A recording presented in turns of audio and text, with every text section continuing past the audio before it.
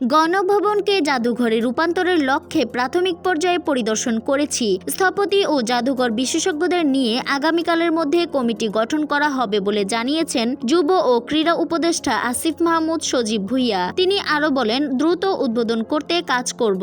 শনিবার গণভবন পরিদর্শন শেষে তিনি এসব কথা বলেন।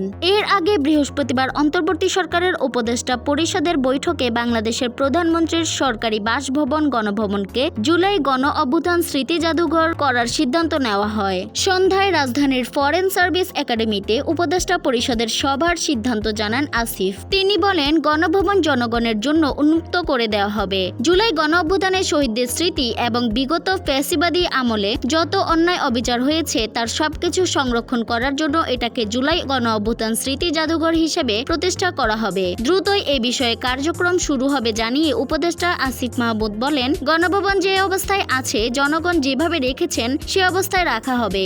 এর মধ্যে ভেতরে একটি জাদুঘর প্রতিষ্ঠা করা হবে যাতে অভ্যুত্থানের স্মৃতি সংরক্ষিত থাকে। এ বিষয়ে আজকের উপদেষ্টা পরিষদের বৈঠকে সিদ্ধান্ত গৃহীত হয়েছে।